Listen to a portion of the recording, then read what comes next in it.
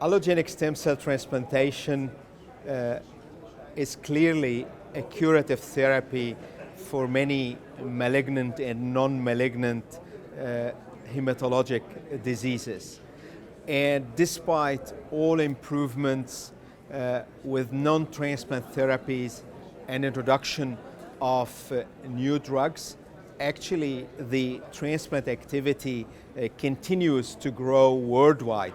And this is extremely important because now the transplant procedure is tackling more and more highly advanced patients. However, we should always be aware that the stem cell transplant benefit comes usually at a price, which is the number of complications, especially graft-versus-host disease. And for the last 3 or 4 decades, there has been a lot of research trying to improve the prophylaxis, but also the therapy of graft-versus-host disease, whether acute or chronic GvHD. When it comes to prophylaxis, I think the combination of cyclosporin or tacrolimus,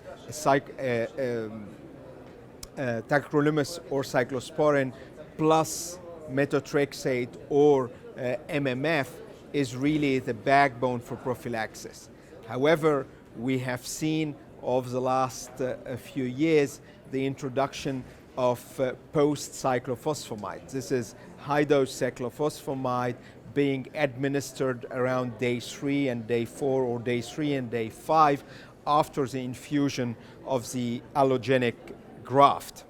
And the introduction of this strategy of post-cy started with the haploidentical setting, and it proved to be highly effective because the engraftment rate is almost 100%, and you have a relatively very low incidence of both acute and chronic GvHD. So if post-cy works very well in the haploidentical setting, one may wonder why we cannot translate this and use it in the HLA identical sibling setting or in the HLA identical unrelated setting. And actually, many people started using post-cy outside the haplo setting.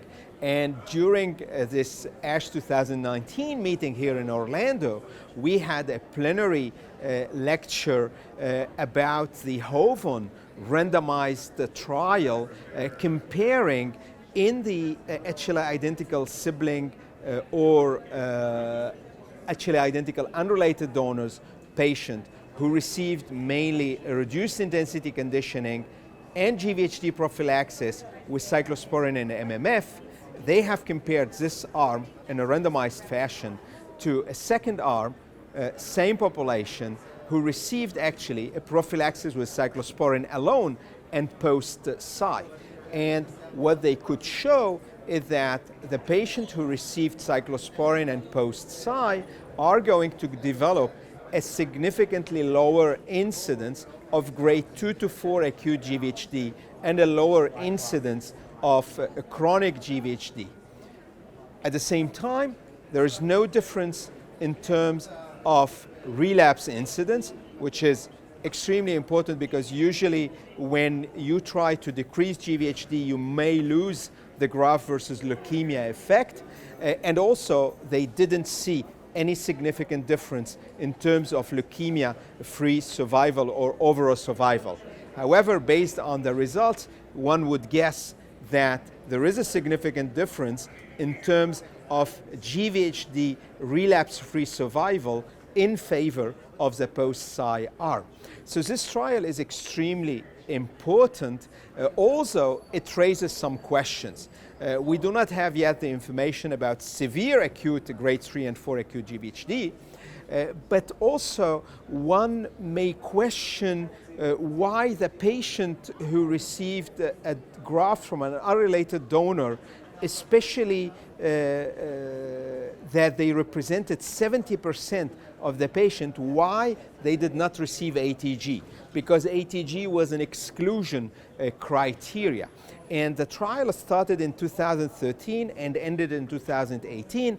And when the trial started, actually ATG was part of the standard of care in Europe for these patients. So this is one parameter that need to be discussed in the context of this trial, because the results are probably favored in the post-Cy arm because of the lack of ATG in the control arm, where they have received only cyclosporine and MMF.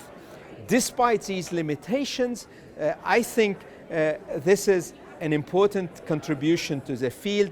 And actually, during this ASH 2019 meeting, we have seen plenty of communications showing and further confirming and enhancing the message about the value of post-Cy for GvHD prophylaxis.